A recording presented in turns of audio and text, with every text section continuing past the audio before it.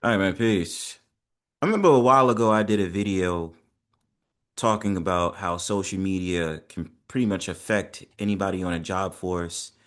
And this video is going to be detailing it pretty much again, but this time I'm going to be talking to the men directly. And with this being said, mainly to be noted is that you have to be very careful about what you say while you're on the clock, while you're in uniform, as well as understanding that especially when it comes to social media. It's just like court case when it comes to the law. Anything that could be used against you will be used against you in a court of law, public opinion, or even when it comes to having a job. Now, what I think about it is I can understand that when it comes to the labor force, whether you're a man or a woman, it can be very irritating dealing with managers that don't know what they're doing, dealing with managers that want to fire you, or the fact of the matter that you do get fired for a redonkulous reason. At the end of the day, what I advise to men is always still maintain some type of professionalism, as you may find out news that you are no longer being able to work at said company.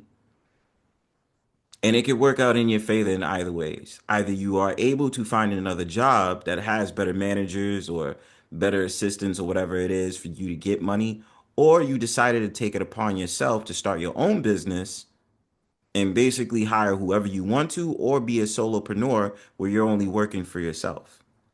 Because we have the understanding that the labor force in general, especially to men, is not the greatest. It is definitely having to deal with other personalities and people's bullshit, and you're not usually happy with it, which is the reason why a lot of men usually stress out because of the work environment. But we're gonna check out some videos and we're gonna give some opinions on it. So check it out. Let's peep. I mean, messed up. Y'all can deliver that yourself. I don't give a damn. Y'all can write me up. Shit, write me up. I ain't worried about it. Man, y'all listen to this.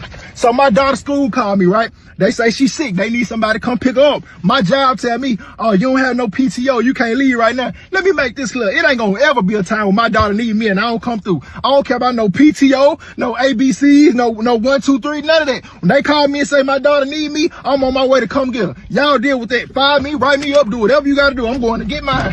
Damn that. And I understand where this brother is coming from because it's your child, and you got to be able to be like, hey, I got to do this. But what we all must understand is that you are working on their time, not the other way around. Unfortunately, they are going to be like that.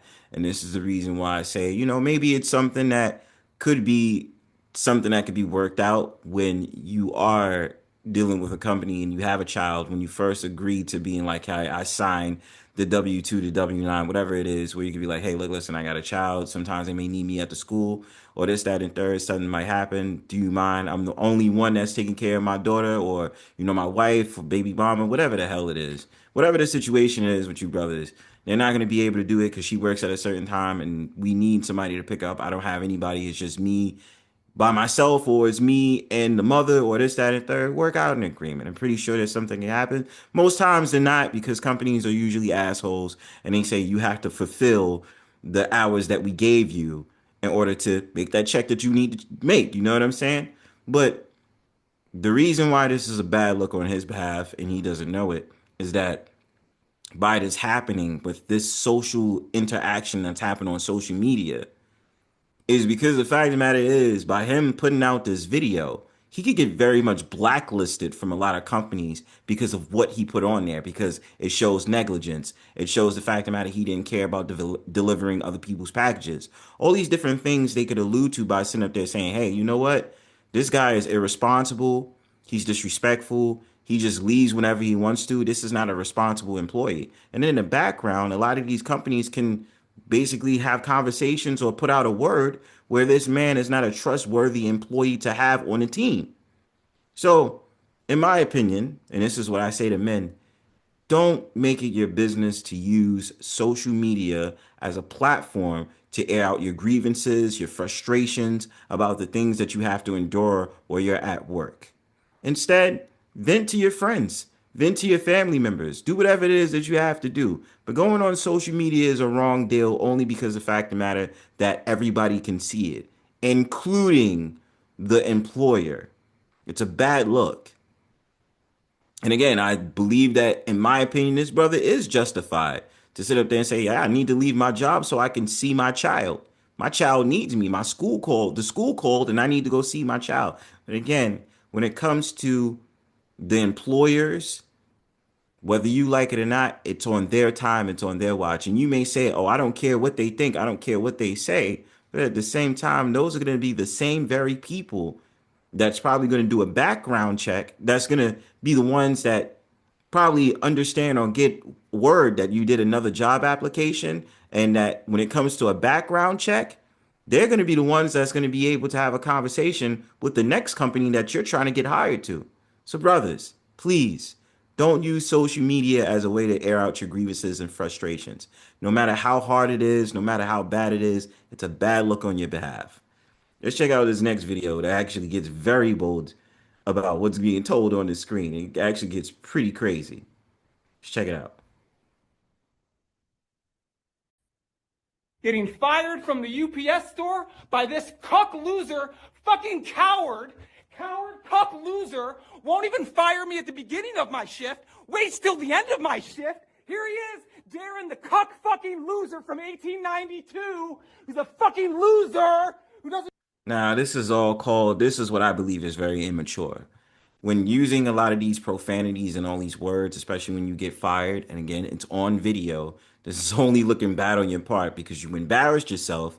And on top of that, it shows the fact of the matter that you can explode at any time just because you don't agree with getting fired. What is the reason you've been fired?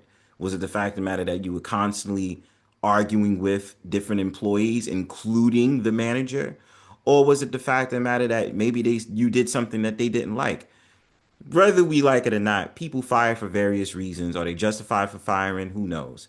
You know what I'm saying? But at the same time, this is very immature because by using all these expletives to basically gun back at this manager, they have to just sit back and say, oh, such and such had a bad day. I fired him. He got really upset. Blah, blah, blah. He blew a fuse. And they're going to go right back to work and still get their money while you just got fired and you have to look for a new job.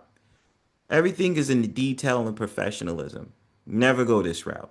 Never go this route. No shit about running a business, and he's gonna let an alcoholic fat fuck named Joe fire somebody with 10 years of experience because he complained that Joe won't train my fucking coworkers, and Joe puts nigger on the fucking radio, and Joe drinks next door and won't tell shit to my coworkers because he's a cuck fucking loser coward, just like Darren, the cuck fucking loser coward. Coward loser fucking cunt.